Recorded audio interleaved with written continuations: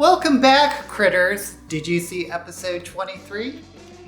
I think it had a rocky start, but then we got an awesome battle and ended with yet another surprise twist. I can't wait to go over it. Who am I? I am the BookTube Goddess, the #1 drag queen booktuber on YouTube. I do recaps of Critical Role and analyze episodes in terms of story. So there will be spoilers. So let's get into it. The episode started with Chetney terrorizing a merchant and doing actual bodily harm to her. It seems so out of left field to me, especially since he did this in retaliation for getting scammed when he bought carpentry tools so far back in the series that I had to look it up. It was episode 11. I mean, what? I'm not sure what the point of this was, maybe establishing that Chetney can hold a grudge. The DM could certainly be justified making this event have repercussions, but I kind of hope Matt lets it slide because it seems like a big distraction to the story. Then we get something that could only be of interest to D&D players: how to divide up magic items. Hold it. Let's just put it back the way it was before. Either 1/4 for each car, including the van, or 1/5 for each guy. Hey, 1/4 or 1/5. Just because this old bag has to stick her. How dare you!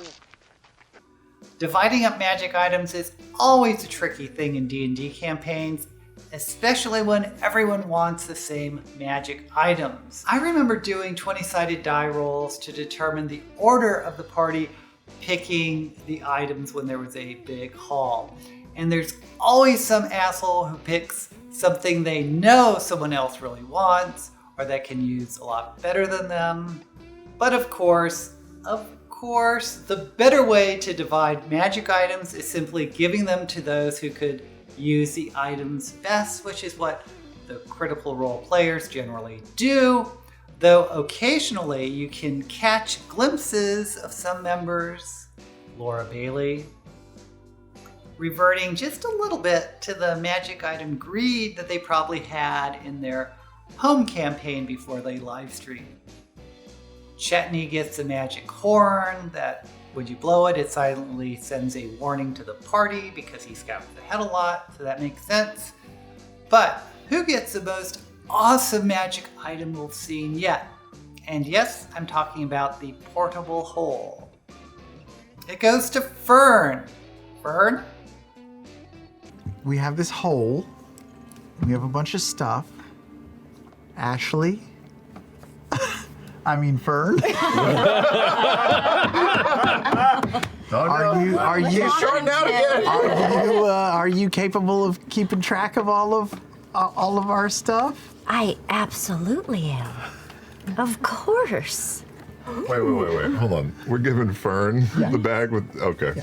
Oh, wow. Is this, are Think we about it, actually this. doing this? We're doing this. So we- now we you should have do to this. keep charge of our inventory? Yes. She's not going to give us anything. I think so. Just Liam thinks it's a wonderful idea. Yeah. just assume if you give it to her, you never really wanted it in the first place. That's fair. That's very fair. it's like a storage It'll be unit. fun. All right, so Fern, go ahead and add a portable hole to your inventory on your character sheet. That's your hole. Don't you want to go in your hole? Sorry, but I just don't believe the beginning was that interesting in this episode, at least from the audience perspective. Chetney's revenge against a weak merchant and splitting up magic items just wasn't very engaging, and I know some people may disagree in the comments, but come on, you can only polish a turd so much.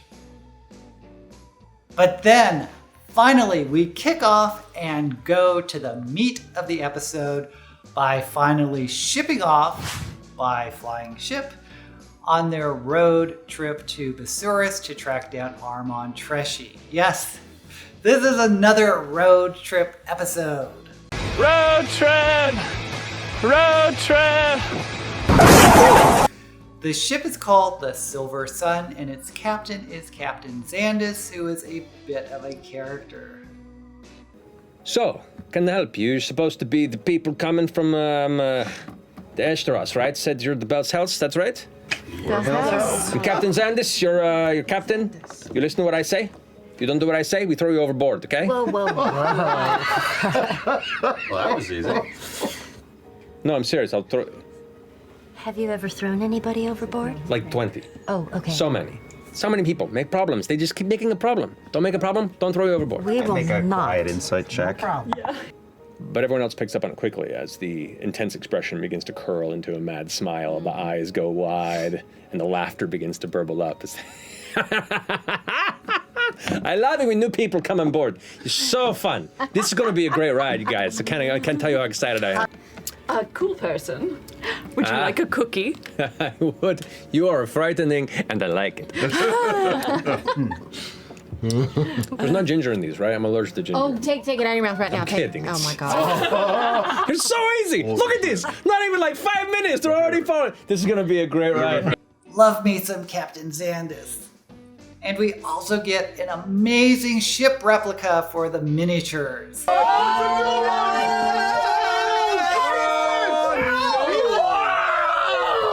no. Did you make the wings? No. These were put together by Howard Andrews at Mini Lead, Thank you, who was also the same fantastic person that made the Squall Eater. There is one monster encounter, so we get yet another awesome combat scene. The ship is attacked by 2 Skywrath hunters, which are these flying manta rays with spike attacks. As with almost all combat scenes in Critical Role, I was on the edge of my seat and thoroughly entertained. Since the characters leveled up, we got to see some of their new abilities. The most jaw-dropping was Ashton punching through little portals. Okay. Are you gonna lick the blade? Both of them are about 15 feet in the air, just so you know. Good luck for them. Okay. Oh, yes. One I hit the first time.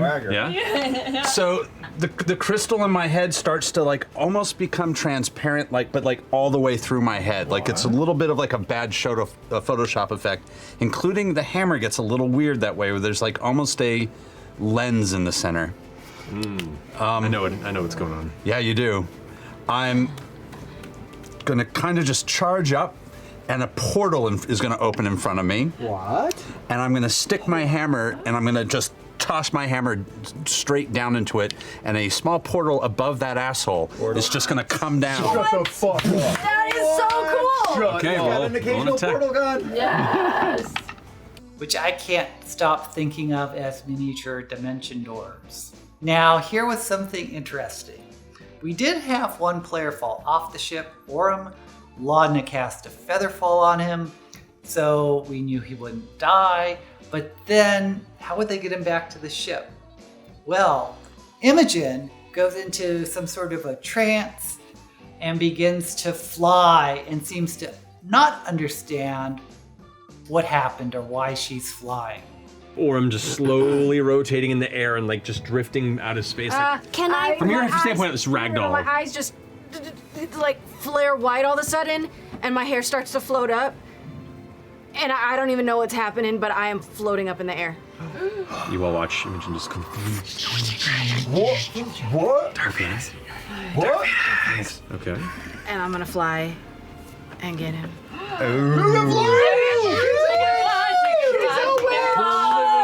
What's your fly speed?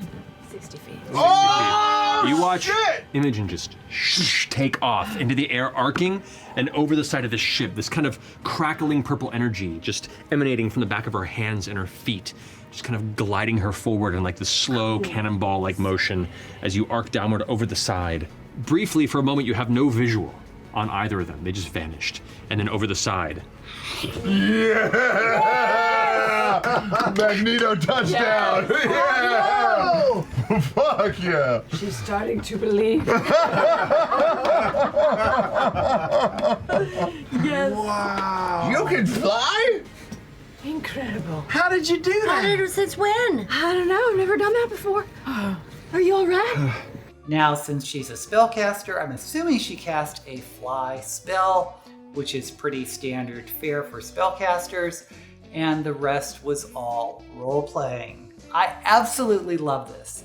One of the tricky things in these live streams is having common spells or items or monsters or whatever seem fresh. In a normal D&D campaign, the spellcaster would just announce, hey, I'm casting a fly spell.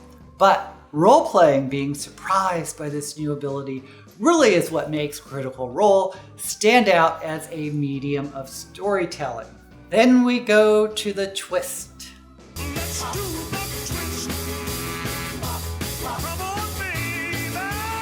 Imogen has been carrying around that gnarl rock, which is some sort of natural magic stone from the Feywild that has the power of transmutation and may somehow be associated with the Nightmare King.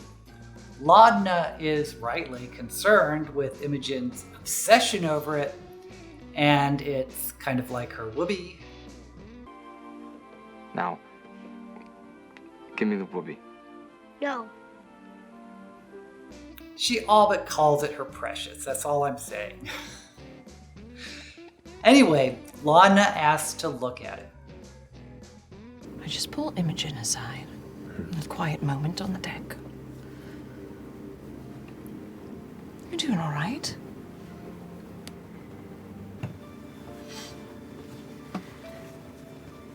You just hear in your head, I've still got that crystal.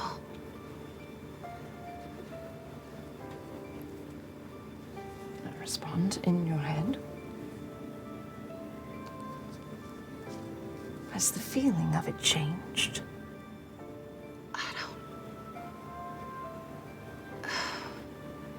It makes me feel safe. But I don't think that's healthy. I don't know. I don't know. I've thought about throwing it overboard, but I don't want to. Laudna, you feel this kind of like, this kind of spike of sweat hit the back of your neck when she says that. Something unsettling about the prospect of it being thrown overboard. You don't understand it. You haven't really gotten a good look at it. But you're worried about her. There's a nervous itch in your mind about that stone that she's carrying. Does it feel familiar in any way? No, not necessarily. Like I said, you haven't got a good look at it, but there's something about it, like even just knowing it's near is spiking a curiosity and a worry within you. Do you feel like it might be providing more harm than good? What are the benefits? I don't think it's doing either. I mean, it's just, it's kind of like a comfort, if that makes sense. But at the same time, I don't remember feeling so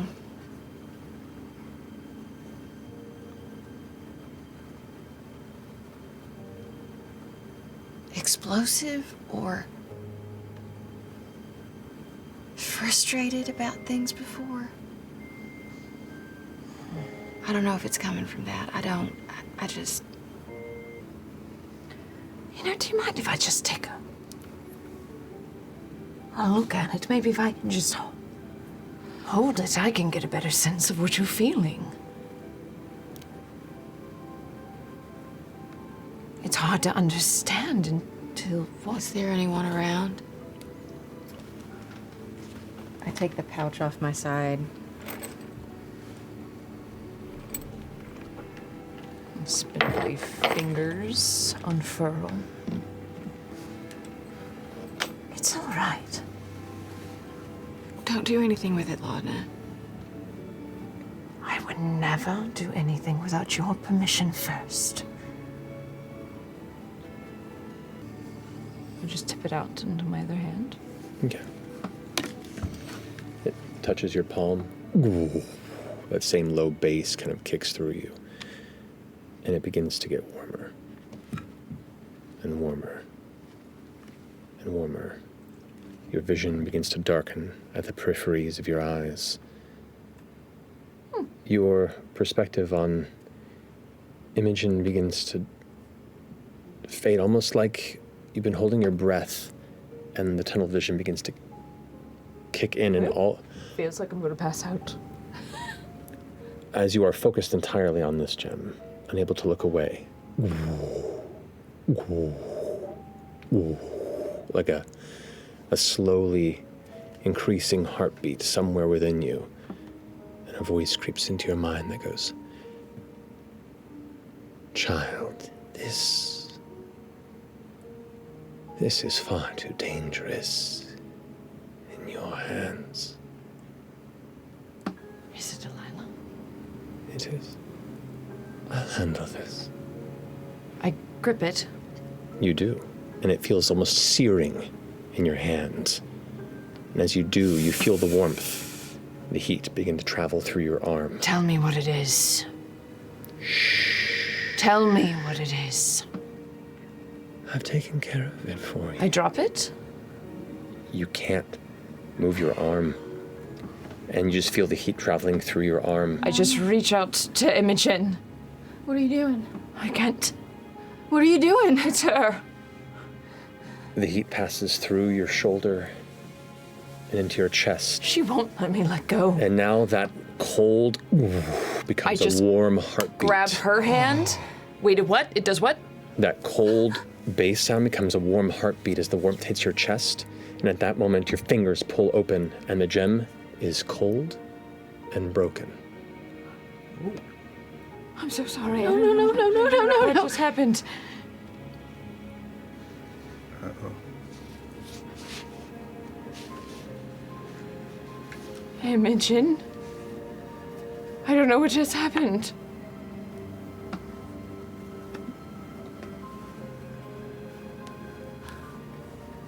You lied. No. No. I didn't do anything, Imogen. Have you felt a searing heat from it before? No. Imogen, I can fix it. I'll fix it. We'll fix it. Yeah, we'll fix it. We'll fix it. I'm gonna go to bed, Laudna. All right.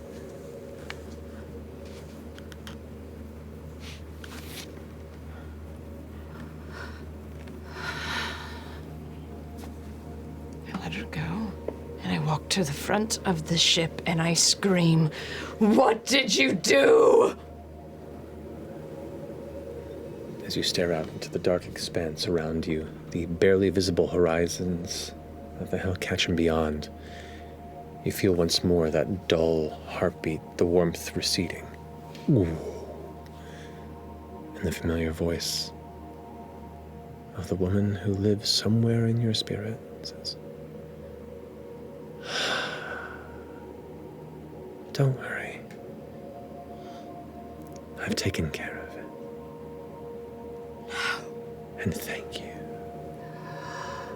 No! Yes, lest we forget, Laudna's undead state is because she is somehow partially possessed by, or maybe shares her soul with, Delilah Briarwood, one of the main characters of the Vox Machina campaign, returned to resume her role as Supreme Villain. She breaks and presumably absorbs the magic of the Gnarl. For what purpose? I don't know. Let's do the twist.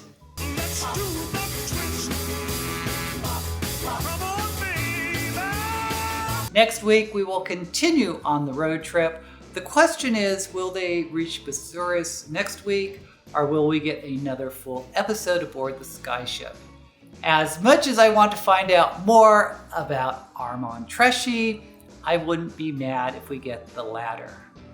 Now, although I thought the start of the episode was rocky, the skyship was great, the combat amazing, and the twist at the end, super interesting. I am really curious, now that Delilah is linked to the Gnarlstone, there's just a few degrees of separation between her and the Nightmare King, who is linked to Armand Tresci. If all these storylines somehow converge, I can't wait to see. So what did you think of this episode? Let me know in the comments, and let me know if you thought the beginning was a little bit rocky like I did. If you missed last week's recap, you can find it right here. Until we meet again, may all the books you read and the campaigns you play in be blessed.